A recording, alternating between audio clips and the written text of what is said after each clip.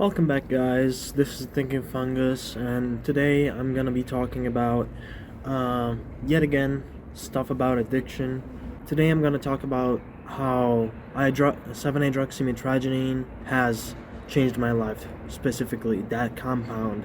I want people out there to be aware because there are many states where this stuff is still legal, and it's being handed out, and people in smoke shops are even giving free samples to people, which I think it's despicable. um, they I don't think they're doing it in bad faith.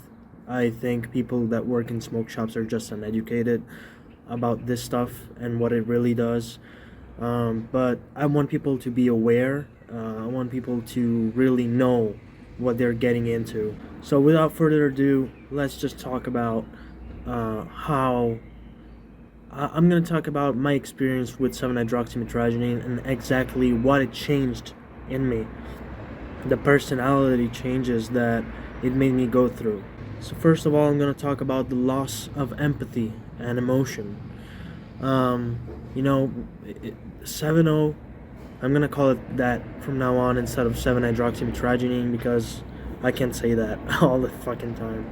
So 7-0 from now on. 7-0 really, really did a number on my empathy, and I am a loving person. I'm kind, and I do have empathy. I'm just, as an autistic person, I just struggle with empathy a little bit. Like, I struggle with the emotional side of it. Like, I can't feel the pain that you're feeling, but I can understand your situation. So that's the empathy that I feel, you know, the emotional empathy, like feeling what the other's feeling. I can't do that, but I can put myself in your shoes and understand your situation and try to find, a solution together, But at the time, I could do that still, but it was hard for me to empathize with the pain of other people. It's almost as if, if it wasn't my girlfriend, I just didn't care. I had a girlfriend at the time when I was doing 7-0, and she meant the world to me, and I kept fucking our relationship up because my empathy was, it was really, really getting challenged. Sometimes, I would find it hard to cry when I was definitely in distress, but I couldn't cry. I was completely disconnected from my emotions. And I remember one time I told her about my relapse, and you know, I didn't realize I was doing it, but she said that once she got out of the car and she was really mad and sad and distraught, she saw me smiling almost in a situation where you should be crying, and I was half smiling, and I didn't even know I was doing that. And when she told me that, I was like, wow, like, what the fuck? Am I really like that disconnected that I can't it's I have no idea how that could happen to me. So that's one thing that it does to you. It completely disconnects you from your emotions and your empathy towards other people. You become very numb. You become a numb person, and you get numb to social situations and relationships. Now the next one is a big one. The other thing, the other change that it made me go through is chronic deception. When you are an addict, your priority becomes protecting the habit. And to do that, you have to become a master of gaslighting, lying, manipulating people, and swindling innocent people into giving you money. And it's something that I had a really hard time coping with because I hated doing it, but I felt like I had no choice. I obviously did have a choice. It was something that came from me, something that I chose to do. But my compulsion, my just made it simpler for me to do that. But I at the time I felt like I don't have a choice. I just have to do this. I have to lie. I have to manipulate the people. How can I scheme to get some money? I was a scheming, lying fiend, and I'm not like that normally. I'm not a fucking compulsive liar.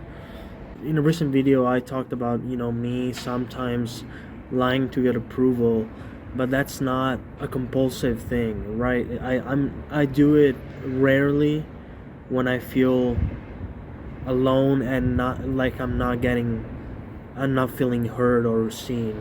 That's usually when I do that. But this was a compulsive thing. This was a thing I was doing every day just for the sake of getting my dose, because that's the only thing.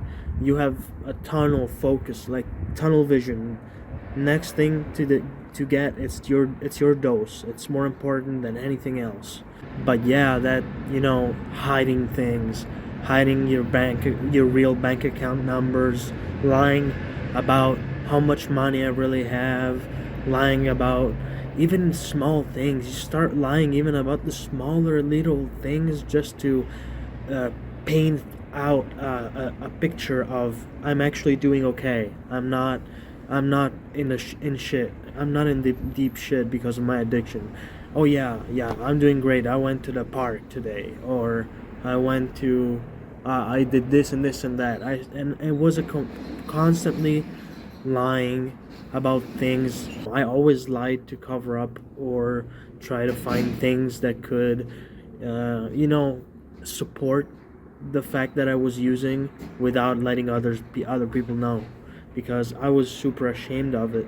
At the time, for a while, I was trying to be as honest as I could about my use and my relapses with my ex-girlfriend, but it was hard because after a certain point, after you tell your girlfriend about your relapses 1, 2, 3, 4 times, she started getting really, really upset, and I could see how much it made her suffer.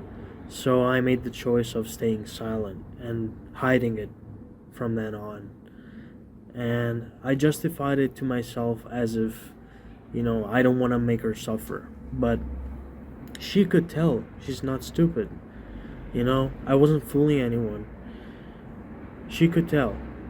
I was being different. My personality was changing, obviously. She could tell because she knew me very well. But I started hiding my nature. I started hiding my everything. I started being very secret and deceptive because I just I didn't want to hurt her with my addiction, but I was doing it anyway. Even if you don't tell anyone, people can tell if they love you. You have no idea how many times I lied about my whereabouts, or I lied about, what I did for the day. The worst thing that I would lie about, and the one that I was most ashamed of, that would trigger more use for me, was lying about, my girlfriend would just look at me in the eyes and be like, "You're not doing drugs, though." Like, right? And I would look at her and I would say, "No, I'm not." And it broke me, right? Because I was lying straight to my teeth, like to her face, and it felt horrible. I didn't feel good lying about everything to her. So yeah, you become a very, very good manipulator once you become an addict. You become a deceptive person. You become someone who will do anything to get their next fix, no matter who gets hurt. So next thing I'm going to talk about is irritability, opioid rage. I was not an everyday user. There were some times when I was doing good with money where I would do it, like binge it, maybe like for 3 or 4 days at a time, but it wasn't very common. I was maybe a one every other day or every 2 days kind of user. So many times I experienced withdrawals, and when I was off my the 7-hydroxy, I felt horrible. I felt my nose was running all the time. I just my brain was always focusing on when am I gonna get my next fix? When am I gonna get more money? Um, you know, I was irritable. I was super irritable, and I would snap and like be sarcastic and I'm not like that usually unless I'm nervous or I'm just in a bad mood. But when you're off the opioids, you're just you're irritable. You feel like you wanna, everything is an attack. Even even small inconveniences, I would just lash out and be like, it would make me go ballistic. And my girlfriend, noticed this. She knew. Sometimes she was like, "Why are you snapping at me? Why are you being so irritable? Why because I was off of my 7-0. I was off of it, and so I couldn't control my rage. I couldn't control my temper. So my ex girlfriend got the the worst part of me most of the time. I was doing my best, to cover up my irritability and be sweet and be, I was trying my best to do my best to control myself. But sometimes, I would need extended alone time to decompress, or, I was just a mess. I was super irritable. So the other thing that it did to me was making me very passive, making me a very passive person. You know, when you're on opioids like 7-0, it becomes your safe bubble. 7-0 becomes your safe bubble where you're safe, you're loved, you feel great, and nothing can hurt you. It's like it feels like in the Wizard of Oz when she she taps the red shoes together and says, "There's no place like home. There's no place like home," and then she just teleports back home in her safe bubble. That's what it feels like, right? When you take that stuff. So it can really fuck up a person who is usually ambitious, who's usually looking forward to the future. It made me a very passive and underachieving person because I always wanted to lay on the bed, get high, not do anything. And when I was withdrawing, same thing, because I was withdrawing, so I didn't want to move or do anything. I became an extremely passive person. And not only that, but it makes you not want to engage in life. It makes you not want to experience anything, have new life experience, new memories, because you're like, I don't want to do it today. I don't feel very good. But I tried my best to, because I had my girlfriend's best interests in mind, but sometimes I wasn't very good at it. I was very, very passive. And the other thing that 7-0 did to me was making me a shut-in. I pushed so many people away, and I didn't want to hang out with friends that would ask me to, because I just wanted to get locked in my room and use. I wasn't contacting my friends overseas. I was just I was just in a rut most of the time, and I didn't want to have anything to do with people, except for my ex girlfriend. And even sometimes even her, I would isolate myself from her just to use. And usually, I am a very honest guy. I don't lie about small things. Like you, usually, when even then when I was an addict, I was only ever lying if it protected my habit. Nothing else. Wasn't really lying about anything else.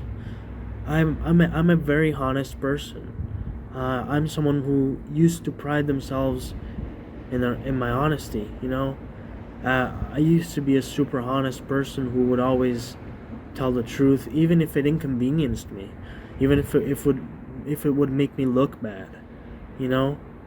Even now I'm saying things that it's not comfortable to say I cheated when I was 17, but I was a kid and I was stupid, and I didn't know the value of loyalty until I grew up. To me, honesty and integrity was non-negotiable, but my moral compass completely changed once, I was addicted to 7-0, because I was always lying just to protect my habit. And I'm not someone who does that. I'm not someone who, I'm not a shady person who, lies about things to get what they want. I don't make elaborate schemes to get what I want. But I used to do that just to get 7-0. It made me like that. And this would lead to me, borrowing money from people, and not giving it back. I would lie to my uncle and aunt and tell them, hey, I'm out of gas, can I please get like some gas money?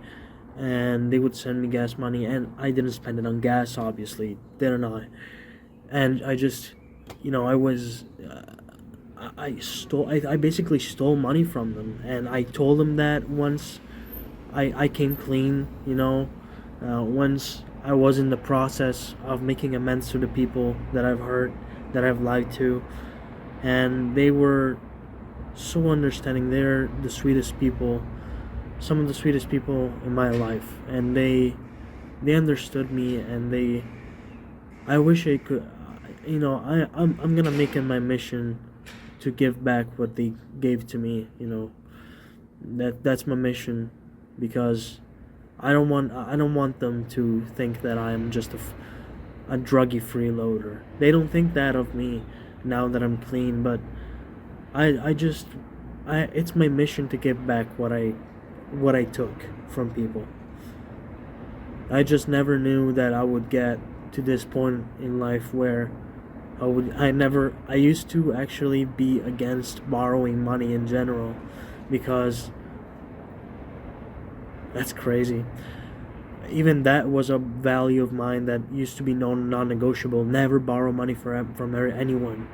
I didn't want to have debts, and then I ended up having credit card debt with other people, any kind of debt you can imagine.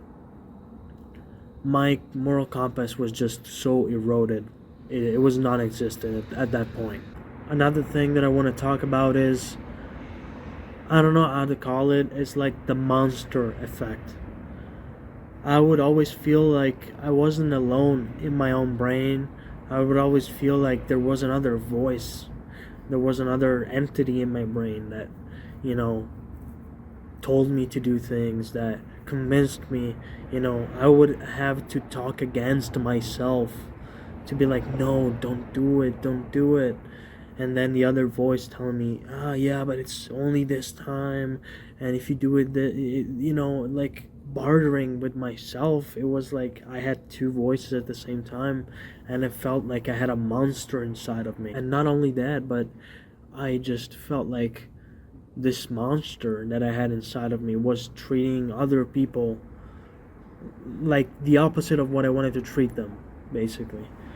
You know, Looking back, through the lens of therapy, I know that it wasn't a monster that I had in me. I just had a sickness, and I was just battling the sickness. You know, it was me. I was battling against myself, not against the monster. It's just I was battling the sick part of me. And the sick part of me wanted that, because it wanted to feed itself, and it was hungry. The withdrawals was the hunger for the sick part of me. But in my heart, my instincts, my gut feeling, that would tell me, don't buy that, don't do that. That would get ignored a lot, most of the time, because my sick part was just, you know I let it slide so too many times. I felt like I had no control over it. One more thing it did to me was making me like single-minded, um, hobbies, passions, things that I used to love to do, they were so much harder to do now, and I I often like just lost interest in them, and I just didn't do them because I was just focused on 7-0. That stuff is the devil, is truly the devil. The trap of 7-0 is that the more you do it, the more impulsive you become. So, the more I did it, and the down, the further down you spiral. And the thing is, I used to go down and down and down until it was less and less and less manageable by my brain, by myself. And it got to a point where I couldn't control it anymore, and it took over my life completely. And when it got to that point, I got so impulsive that I always wanted to try, more potent and more potent versions of what I was taking, even though my gut feeling said, this is not good, this is not good for you. You know, the thing is, I even tried to get in the fucking Marines to avoid losing myself to drugs because I was like, you know what? I'm tired of this shit. I would rather be in a fucking boot camp for 3 months, getting screamed at, and become a fucking Marine and be in a drug-free zone, rather than spiraling down. And I did it almost. I almost did it. I almost did it. Like, all I had to do was going to maps, and then that was it. But I didn't do it. I couldn't do it because I had a drug-related incident with 7-0. 7-0 completely removed, my ability to foresee things, to see things long term. It's just, you live. I'm already a person who lives like day by day, but that thing just completely makes you forget about the thing that about the concept that future life exists, and if you do something bad today, it will fuck up your future. And I was completely clueless, at some point of my addiction, that the fact about this fact, because I just kept being more and more impulsive with my use, and I kept using so much that I just I just didn't really consider anything. I couldn't consider the fact that I could have lost my friendships, I could have lost my house, I could have lost my girlfriend at the time. I just was clueless. It was like just a lack of foresight.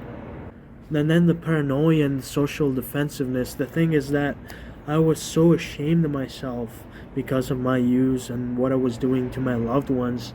I was so full of hate for myself. I didn't love myself. I hated myself for what I was doing. I was ashamed, and all that led to me being so paranoid about people finding out my real what I really was doing, or just I remember every time someone had a constructive criticism towards me, or someone would say something to help, or they would just share their experience, like my girlfriend would just say something about her experience living with me.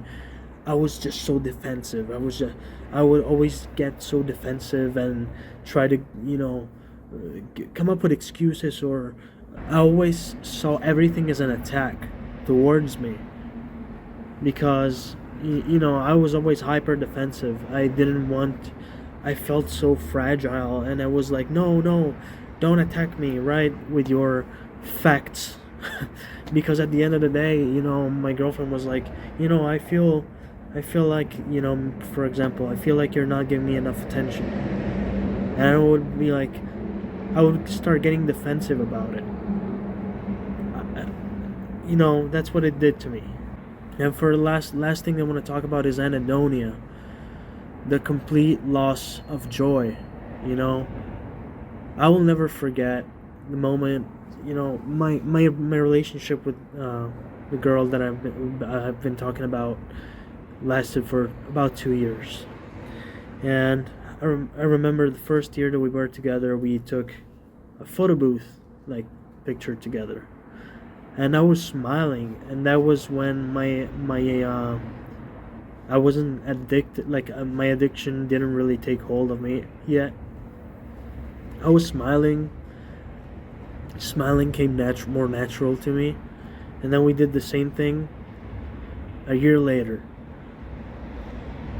Same thing, same photo booth, same positions, and my smile was turned off. Like it was I was doing my best to make a half smile. And I would look at our last pictures together, and I remember when we were taking the pictures, I felt like I was smiling like this, and in the photo I was like this. Like I just was I didn't feel any joy. Nothing brought me nothing just made me happy. The only thing that could make me a little happy was my girlfriend and drugs. So coupled with the fact that I had a huge lifestyle change in that last period of my addiction. I just went ballistic with my use because I couldn't.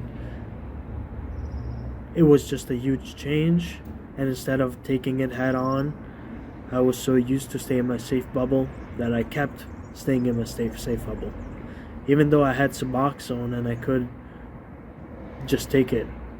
You know, I chose to do what was comfortable. Instead of taking Suboxone, I would do 7-0.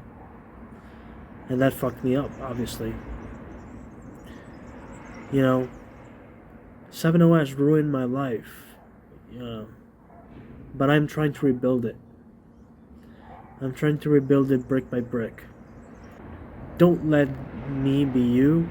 Don't let this be you, because 7-0 is not Kratom. I don't you dare tell me you never tried Kratom if you say this. Yes, I did take Kratom. I did Kratom powder for like fucking 6 months.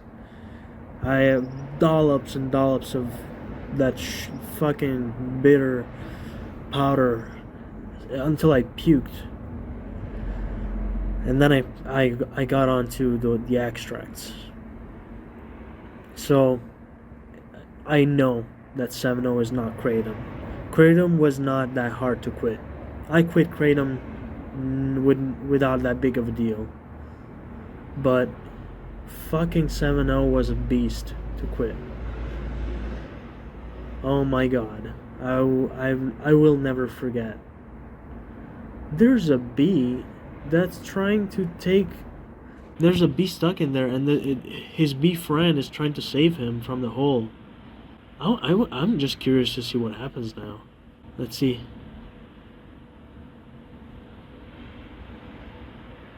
Oh my god. He did it. Oh my god. Almost there. You're almost there. You're almost there. You're almost there, buddy. Oh my god, he did it. He did it. I'm so fucking happy for that bee. I'm so happy for that bee. Let's end this video on this happy note. The bee did it. He got unstuck. Wow. He will not get in there anytime soon. Let me tell you that. Do not ever try 7-0. That shit is the devil. Don't ever fall for the it's a free sample trap. Don't do that, because it will fuck you up. Trust me. So yeah. I'm gonna say bye now, and I'll see you guys in the next video.